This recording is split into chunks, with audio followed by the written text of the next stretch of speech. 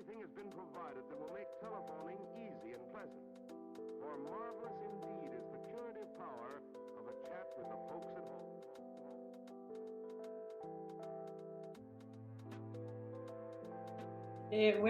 Me presento, mi nombre es Catalina Chamorro, soy parte del proyecto Ruta Ciencia Sur, que busca crear un catálogo de investigadoras a lo largo de Chile, en especial en nuestra zona. Para comenzar esta entrevista me gustaría hacer que te presentes, tu nombre, tu profesión, tu área, todo eso. Ya. Hola, Catalina. Mi nombre es Cintia Vergara Maldonado. Yo soy matrona de profesión y además estudié un magíster en desarrollo humano y actualmente estoy terminando un doctorado en ciencias humanas y de la salud. ¿Ya?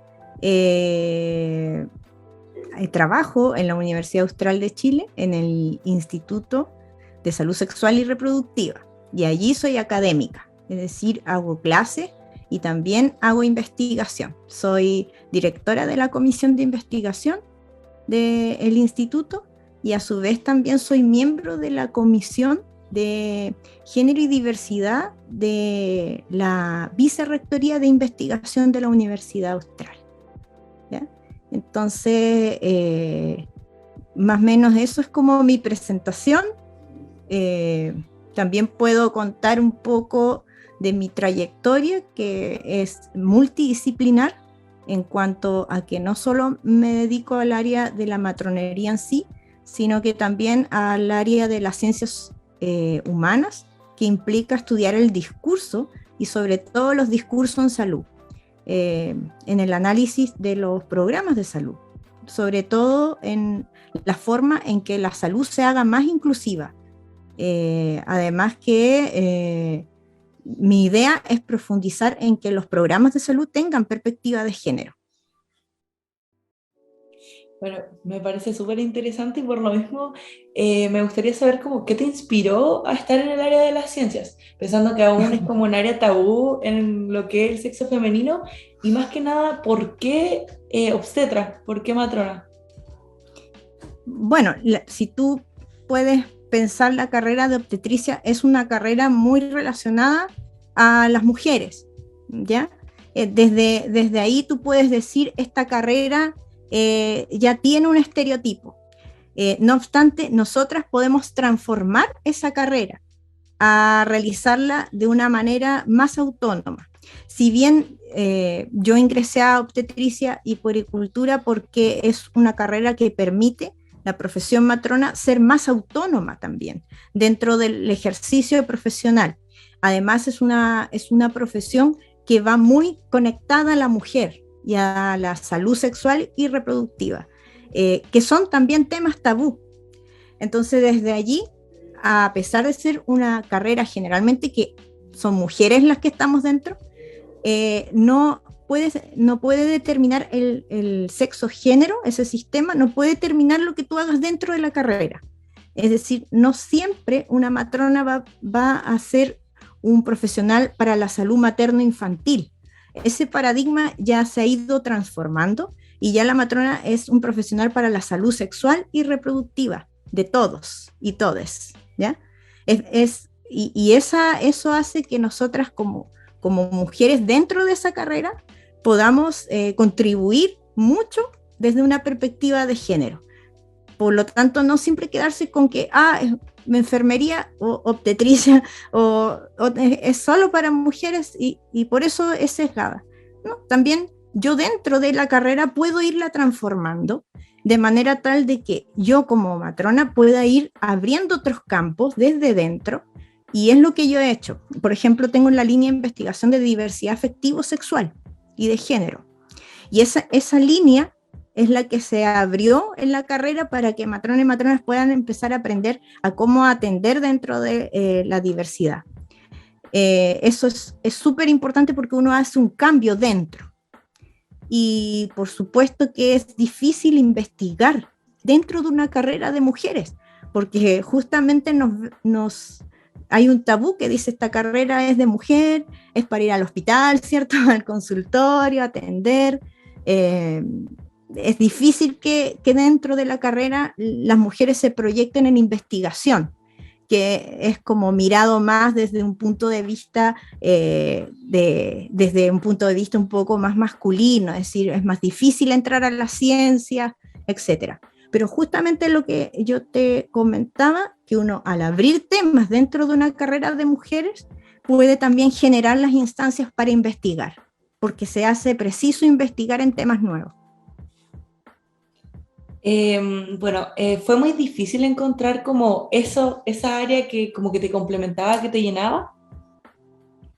Mira, el punto más interesante de la carrera, precisamente después de haber pasado varios años en obstetricia, fue el último año en el cual se desarrolla la tesis, ¿ya? En ese sentido, la carrera de obstetricia y puericultura de la Universidad Austral fue, en el tiempo que yo estuve, solamente llegaba hasta matrona, no hacían tesis, ellas solamente tenían el título, pero llegó el momento en que yo estaba en cuarto y nos dieron la posibilidad de que ser una generación como nueva y poder licenciarnos en obstetricia y puericultura y poder hacer una tesis, a lo cual accedimos algunos de mis compañeros y yo. Y fue la mejor decisión, porque ahí justamente ingresaron muchas personas investigadoras a poder hacer clases, enseñarnos a investigar, hacer una tesis, y eso a mí me abrió otro mundo. Y dije, ¿en qué es necesario investigar en la salud sexual y reproductiva? Y justamente yo tenía, como uno estudia obstetricia, hay amigas que te empiezan a preguntar, ¿cierto? En la carrera. Y te empiezan a preguntar cosas, porque les da cosa ir a la matrona, entonces te preguntan a ti.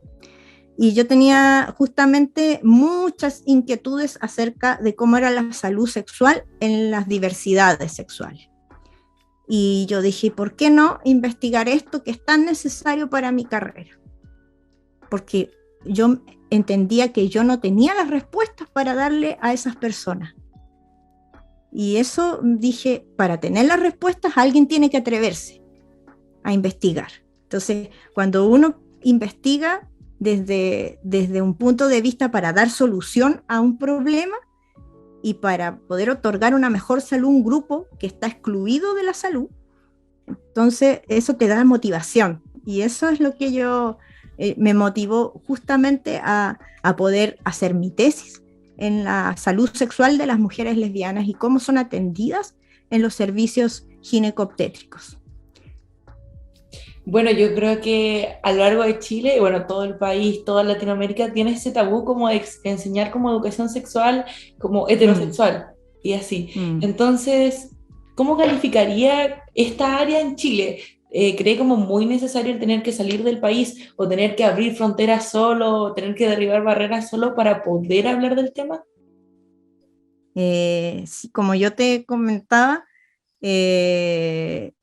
esto fue el año 2007. Imagínate, ese año estos temas de diversidad afectivo-sexual no se hablaban. Y eso significó un cambio también en la malla curricular de nuestra carrera, porque ya profesoras se dieron cuenta que era un tema necesario y empezaron a incluirla dentro de las mallas, dentro de una asignatura, ¿ya? Y es curioso porque es la asignatura que hago yo ahora. Entonces, es toda una trayectoria que fui cimentando para poder abrir el campo de la obstetricia y ahora que ya está instaurado y que es una necesidad que justamente nosotros imagínate, como una estudiante, lo vi hace muchos años ya y me atreví, y eso es importante, que ustedes se atrevan a poder realizar una investigación o a poder realizar un aporte desde un campo que no se ha estudiado, porque como le digo a mis estudiantes, hoy sus tesis van a ser los grandes temas del mañana, ¿ya? Y como dices tú, claro, esto significó que yo fuera un referente a nivel nacional sobre el tema. Entonces me invitaron a muchas partes a hablar sobre el tema. Y ya en un momento tuve que salir del país para hablar del tema. Tuve que ir a Paraguay, tuve otros congresos en otros lugares también de Latinoamérica, pero ya hubo un momento que a mí, como bien señalas, uno tiene que salir al extranjero. No solamente porque la profesión de matrona también es una profesión muy bien vista en Chile para el extranjero. Nosotros somos muy autónomas en Chile. En el extranjero a nosotros nos admiran porque tenemos la autonomía de poder recetar un anticonceptivo, poder poner un dispositivo intrauterino, hacer distintas cosas en relación a la salud sexual y reproductiva, y no solo la atención de parto o recién nacido. Y esa autonomía que tiene la matrona chilena es muy, muy valorada en el extranjero. Entonces, gracias a eso también postulé a una pasantía para ir a España y estuve en la Universidad de Zaragoza como 6 meses con un profesor, y que justamente era este intercambio de yo entregar los conocimientos que posee así la matronería en Chile y ellos de investigación. Y eso me permitió a mí abrir, digamos, el campo investigativo. Y eso fue gracias a un congreso en el cual fui, y que una investigadora española me invitó porque le gustó mi trabajo. Y ella investiga en perspectiva de género en España. Entonces eso me permitió a mí ir a aprender de ellos, pero también a la vez ellos aprender de mí. Y allá estuve también en el Centro del Discurso de Barcelona, porque también estudio el discurso en salud. La imagen, lo que está escrito, cómo llega al cerebro, y el cerebro lo procesa, y existen componentes sociocognitivos como creencias, ideologías, estereotipos que hacen que tú traduzcas en esa imagen algo. Y eso es muy importante a la hora de educar en salud, por ejemplo. Y eso estaba poco estudiado también. Entonces ahí ya me fui como un mes a Barcelona a estudiar directamente esa parte que no me la enseñan nunca en la universidad, porque no tiene nada que ver con mi carrera, pero que ya la complementa.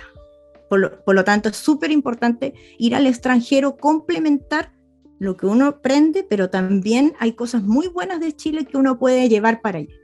Yo estuve ya en el hospital, por ejemplo, de Zaragoza, también me reuní con colegas de allá, de España, y que les gustaba esto de la matrona chilena, esta autonomía que teníamos en poder hacer el ejercicio libre de la profesión. Bueno, es un complemento. La verdad es que me parece súper interesante toda la trayectoria que tiene.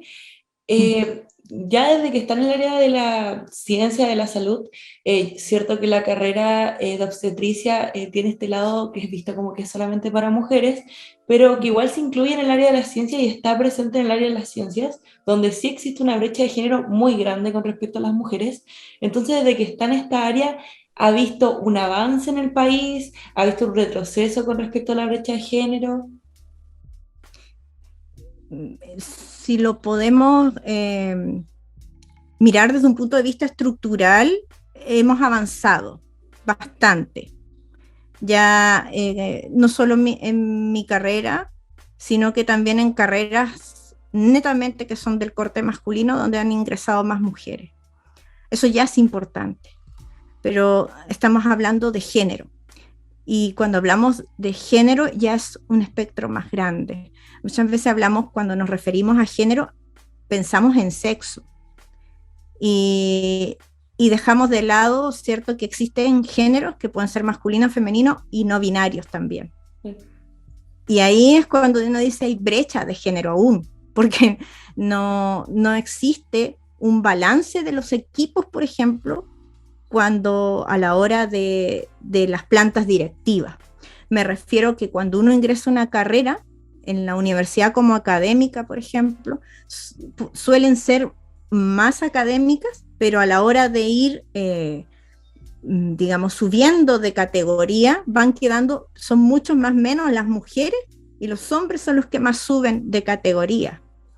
Porque para subir de categoría tienes que tener investigación, gestión, otras cosas que son generalmente cosas que asumen hombres y no mujeres, por la diferencia estructural que tiene que ver con el cuidado, que es justamente algo que incluso hasta la propia mujer se lo autoimpone, ¿ya? Que es como, es mi deber cuidar a mis hijos, darle prioridad a la familia y no darle prioridad a mi carrera tanto.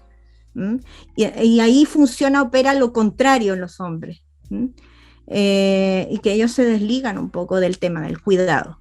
Y obvio, por lo mismo le dan mucho más tiempo a investigar, etc. Pero aparece este otro lado también de mujeres que le hemos dado prioridad a la carrera y no a los cuidados, por ejemplo. O hemos tratado de complementar las dos de una manera, ¿ya? Porque también existe la corresponsabilidad de la otra persona. Y eso es lo que nosotros también tenemos que fomentar. Y aquí es donde las mujeres han ido progresando y las brechas de género se pueden ir acortando. De hecho, hay entre el 17 y ahora ya el 21 ya ha ido un poco, pero no es suficiente, y para ello hay que tener equipos balanceados, hay que tener también incentivos para que las mujeres puedan subir de carrera, quizás a igual puntaje en un proyecto, otorgarle a la mujer el proyecto, desligar un poco, descomprimir a las mujeres de las horas de docencia. En la vida académica nosotros hacemos muchas clases y eso significa mucho tiempo en clases y poco tiempo para investigación.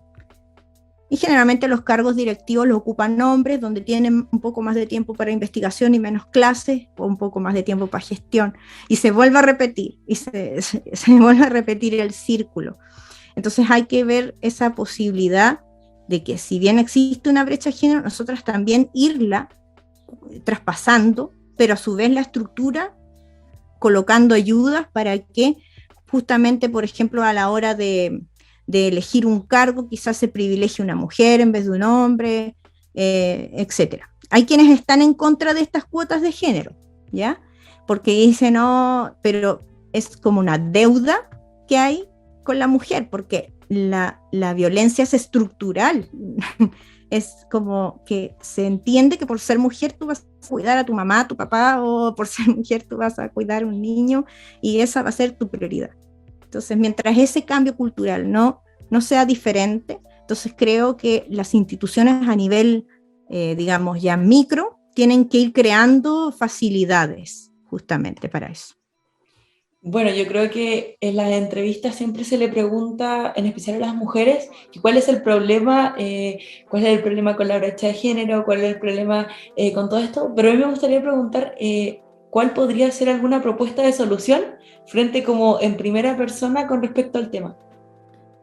Claro, aquí lo primero pasa por una educación a nivel institucional. Por ejemplo, si yo te estoy conversando desde un punto de vista donde uno trabaja, ¿ya? Donde uno quiere ir a aportar en ciencias, etcétera, creo que al equipo completo hay que capacitarlo en cuanto a lo que significa el sistema de género, la perspectiva de género. Y una vez que ya entiendan ese concepto, es ya más fácil ir entrando en estas puntos que yo te comenté, que es tener equipos la mitad de hombres, mitad de mujeres, paridad de género, obtener, por ejemplo, poner más horas para las mujeres para investigar, para gestión, tener cargos donde sean mujeres las elegidas, tener, por ejemplo, un sistema de cuidados a nivel institucional que favorezca la corresponsabilidad, es decir, si le vamos a dar permiso a las mujeres para que se ausenten del trabajo, también démoselo a los hombres para que cuiden a sus niños. Entonces hay un sistema también que es completo que tiene que ir en son de esto. Específicamente en ciencias, por ejemplo, nosotros trabajamos mucho en postular a proyectos. Y allí, por ejemplo, se piden requisitos. Y dentro de los requisitos, muchos son basados en la pura productividad, pero por ejemplo no priorizan el aporte a la sociedad, que muchas veces una mujer, por ejemplo, quizás no es tan productiva de tener 5 papers al año o 3 papers al año, artículos, ¿cierto?, publicables, etcétera, pero quizás sus 2 artículos que publica o el artículo que publica al año es contribuye mucho a la sociedad.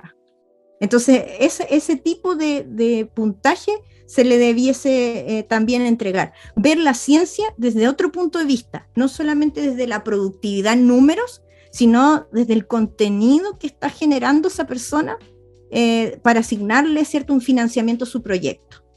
Y eso ya es mirar la ciencia no solamente desde un punto de vista de la producción, un punto de vista muy masculino, sino que cambiarle la visión a la ciencia, a una visión más, cierto, femenina o más integral, pudiéramos llamarle, que significa que los puntajes se van cambiando de acuerdo a la contribución a la sociedad, a la importancia del tema, y a otros parámetros que ya no solamente tengan que ver con números, parámetros más cualitativos. También con generar instancias para que las mujeres que tienen, por ejemplo, niños a su cuidado pequeño, ¿sí?, no se le pida los últimos 5 años de carrera, porque el último año, por ejemplo, si tiene un bebé, no va a tener producción. Ese año no se debería contar. Y eso son pequeños cambios que sí pueden favorecer a que las mujeres ya vayan insertándose en la ciencia. Además de esto, de poder conversar nuestra experiencia a los establecimientos educacionales, ¿cierto? Así como tú en un liceo, para que ya vayas viendo que sí es posible. Y ustedes mismas van a ir disminuyendo más las brechas de género, van a tener otros desafíos ustedes. Pero por mientras nosotros tenemos como generación el desafío de ir integrándonos así de a poco. Después van a ser otros los desafíos. Y eso se torna interesante, porque las brechas de género las tenemos que disminuir todos. O sea, no solamente otorgar permiso a las mujeres sino que a los hombres para que así ellos también se vean en la obligación de generar corresponsabilidad, tener, digamos,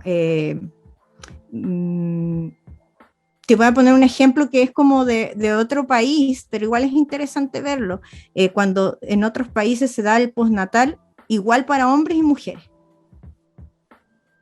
Entonces, al final, no es como en Chile, que tiene un par de días el hombre, vuelve al trabajo a producir y la mujer tiene que quedarse en casa, ¿cierto? Entonces ahí ya, obviamente que en esos meses, ¿quién produce más? Exacto, entonces ya a la empresa le cuesta más tener mujeres y por eso mismo no las contratan. Y es todo un círculo, como le digo yo, es un círculo que viene desde la estructura también. Así como contaba, unas preguntas atrás, bueno, usted es matrona de profesión, pero se ha querido como ir por el paraguas de todo lo que es ciencia, todo lo que es como humanismo, ciencias sociales. ¿Planea seguir estudiando en alguna línea recta, en alguna línea vertical, o igual pretende expandirse en el paraguas? Yo comencé estudiando como mi punto central para mí es la salud pública. Y desde allí inclusive he incursionado en otros temas interesantes como son las tecnologías en salud. Actualmente también diseñé una aplicación en salud para entrenamiento virtual.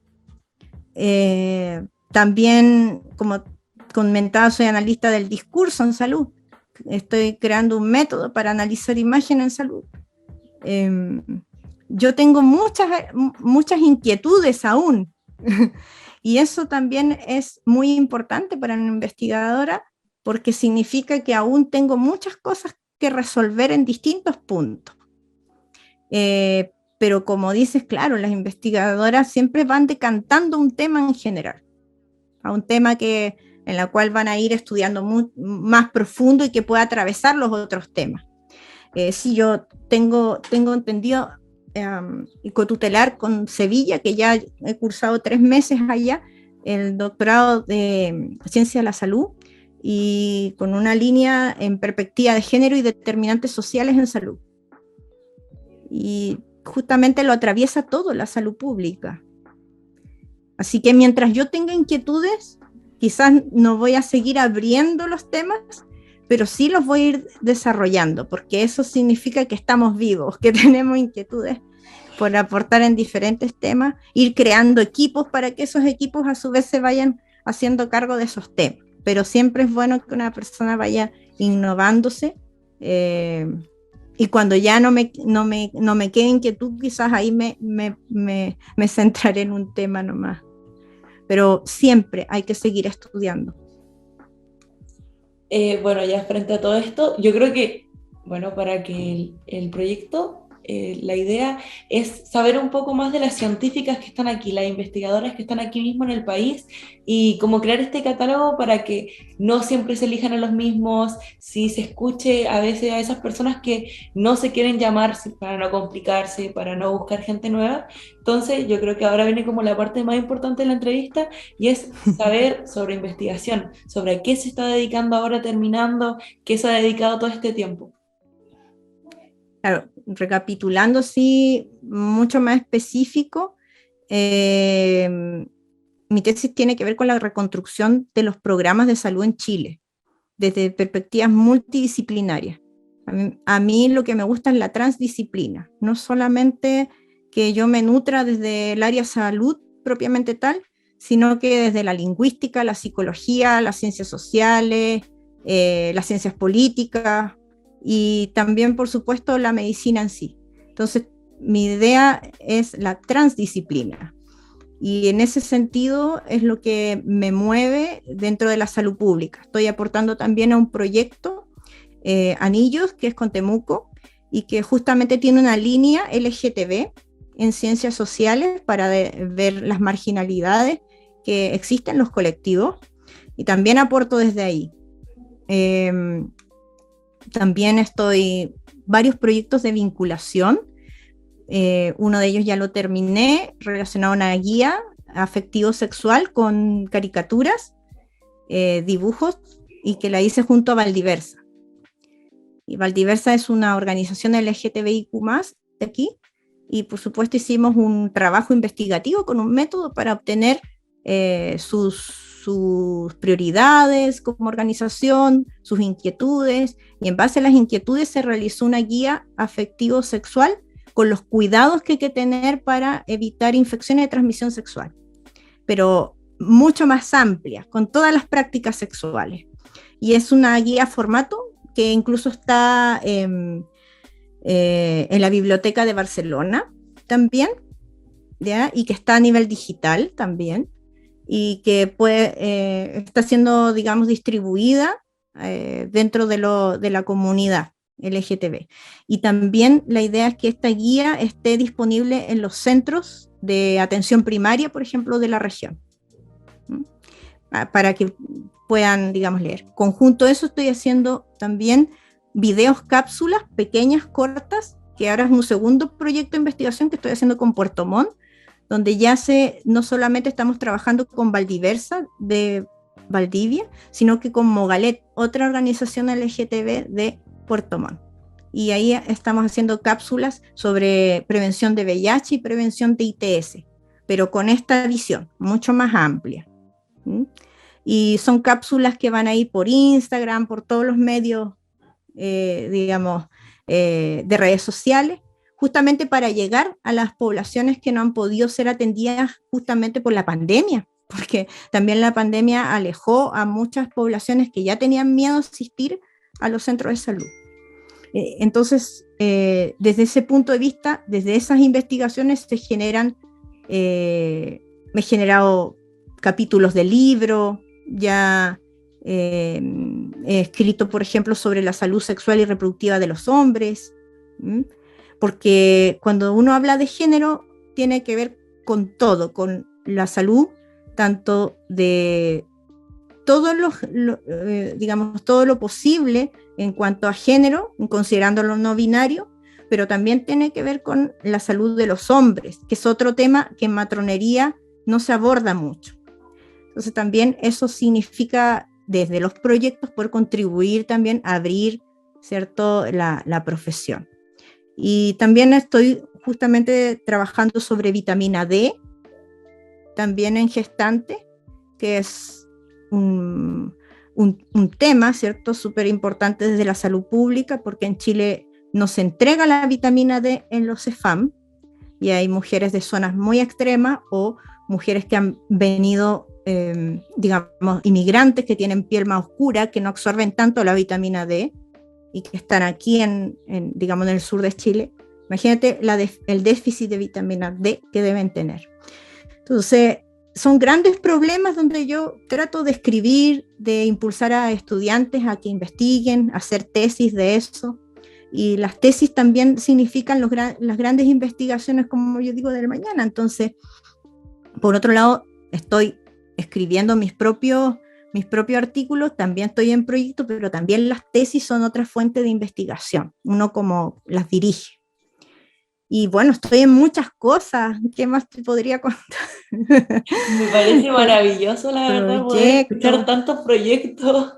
Sí, capítulos de libro también. Estoy escribiendo para un boletín para la Sociedad Epidemiológica de España, porque después ya uno se convierte en un referente en el tema a nivel extranjero, y eso es importante también para que en Chile también reconozcamos que igual tenemos investigadores e investigadoras que son referentes para afuera. No todo es de allá hacia acá. Y también estoy justamente realizando mi tesis doctoral, que me ocupa bastante tiempo. Ya espero terminarla y ahí poder contribuir con más proyectos y otras más cosas interesantes. Estoy organizando un congreso también de matronería en investigación, que es para el otro año, que es 100% virtual y que es iberoamericano. Tenemos página web, estoy también, digamos, ayudando a la difusión, a la construcción. Tengo este sistema de aplicación web que es un CEFAM virtual, que también pretendo en algún momento ampliarlo. Entonces son hartas cosas que están ahí todavía dando vuelta, que las trato de hacer, me mantienen viva, y eso es lo importante. Todo lo que atraviesa lo que uno hace es contribuir a la sociedad mejor. Bueno, son demasiados proyectos a la vez, yo creo que es fascinante, pero por ejemplo, ¿la pandemia afectó en algo en estos proyectos? Por ejemplo, los aceleró, los frenó, ¿qué pasó? La pandemia hizo que cambiemos muchas metodologías en los proyectos, porque lo que teníamos pensado hacerlo en terreno se tuvo que hacer vía virtual. Lo que teníamos pensado entrevistar a personas, por ejemplo, se pudo hacer vía virtual. Pero hay cosas que no se pueden realizar, digamos, como los lanzamientos de libros, cosas así, y al final se hicieron vía virtual. Pero traté de adaptar, y para mí, al contrario de lo que puedan opinar, la pandemia al parecer fue una oportunidad, porque generé más artículos que antes. Tuve más tiempo aquí en casa para poder realizar investigación, pero centrada en lo teórico, ya que es un lado que de repente uno no explora. Y saqué un artículo de riesgos maternos, por ejemplo, riesgos maternos frente a la COVID, que fue un tema emergente. Entonces ese tema emergente dio para pensar y para poder reestructurar la matronería frente a estados de catástrofe y emergencias, por ejemplo. Ahí me invitaron hasta en el CNN a dar una entrevista, me acuerdo, Mónica Rincón, por qué iba a pasar con las gestantes y el COVID. Entonces comienza, desde eso uno puede sacar una oportunidad, transformar, porque eso es lo interesante de una investigadora, es que pueda tener el uso de varias metodologías para transformar en estos casos, cuando uno no sabe cómo resolver, no puede salir, ¿qué tengo que hacer? Transformo la investigación, la transformo a un nivel teórico, trato de hacer, por ejemplo, otras cosas, como cápsulas de video, Ya no era ir a un colegio como se supuso antes, no. Pero hagamos cápsulas de video y quizás van a llegar a más gente. Entonces, al final, al parecer, la tecnología, si la ocupas, puede ser un aporte. Lo que sí echo de menos las clases en vivo, porque eso significa también otro contacto con estudiantes. Pero sí, uno se transforma y entiende que es necesario de repente ir pensando en estrategias nuevas. Y esto abrió muchas ventanas a estrategias nuevas. El escucharte hablar de tantos proyectos y cosas así, bueno, por lo menos a mí me da a entender como que se supone que estamos como en el fin del mundo. A lo que me refiero con esto es de que en ciencia ya se ha investigado casi todo. Ya ha habido investigaciones como lo que uno podría denominarse como lo más sencillo, ya se encontró. Pero bueno, yo lo que he estado investigando es que mucha gente piensa que por esto mismo como que ahora vienen los proyectos difíciles, los proyectos complicados, pero al escucharte hablar yo creo que yo por lo menos siento de que todavía no llegamos a ese punto, que la curiosidad humana sigue en aumento y que los proyectos complicados, rebuscados, todavía no estamos llegando al punto de las ciencias. Pero, ¿qué opinas tú sobre esto? ¿Como aún llegamos a ese punto donde la investigación va a parar o no, o va a seguir? No, creo todo lo contrario. Siempre hay preguntas nuevas, respuestas distintas, como decía. Por ejemplo, podemos volver a investigar un tema pasado, pero si lo investigas desde otro contexto histórico, político, social, ya es distinto. Entonces, si, por ejemplo, podemos investigar acerca de las consecuencias de la era post-COVID, que ahora sí que trajo tema también. La salud mental es un tema poco estudiado, ¿ya? La sociedad de hoy en día es distinta en su dinámica y eso significa que las enfermedades, por ejemplo, desde mi punto de vista salud pública, actúan también distinto. Si bien es cierto, sabemos muchas cosas de la hipertensión o de la diabetes, por ejemplo, pero desconocemos, por ejemplo, si estas tienen relación con nuestra vida intrauterina, y ahí nace la epigenética, por ejemplo. Y podemos estudiar cortes de poblaciones que hayan tenido bebé ahora, por ejemplo, en la pandemia, y ver cómo esos niños después qué repercusiones o no tienen. Entonces, todavía queda mucho por investigar, hasta la influencia de la contaminación ambiental en las plantas. O sea, creo yo que tiene que ver mucho con una situación temporoespacial, histórica, política, social, que hace que la respuesta pueda ser distinta. Y ya desde ese punto de vista, hace necesario investigar. O sea que la ciencia está para rato, yo creo, en el mundo, definitivamente. Sí, de hecho, si no cuando se descubrió el microscopio ya fue hace mucho y no ha pasado y no ha cambiado y seguimos estudiando la microbiología, por ejemplo, porque siguen apareciendo otras nuevas especies o han mutado, etcétera. Ya como terminando la entrevista, ¿qué mensaje tiene para todas esas niñas y jóvenes que se quieren dedicar a las ciencias, ya sea su área como puede ser obstetricia, como cualquier otra ciencia que existe en este paraguas, que muchas veces son como intimidadas con la inequidad de género? Uh-huh. Sí, yo creo que como principio uno tiene que empoderarse. Y justamente para empoderarse es bueno encontrar estas redes donde existen mujeres que ya lo han pasado. Y como colectivo nos podemos ayudar entre nosotras. Eso es lo que hay que deconstruir también. El hecho de que las mujeres tengan sororidad. Porque muchas veces hay un mito que dice que las mujeres compiten entre ellas. Un mito patriarcal, ¿cierto? Que se pone desde el punto de vista que competimos por un hombre. Pero eso no es así. Nosotros deberíamos ayudarnos en esta situación y para eso existen estos colectivos como Red Investigadora, estas asociaciones donde nosotras podemos ayudarnos en nuestra experiencia, etcétera.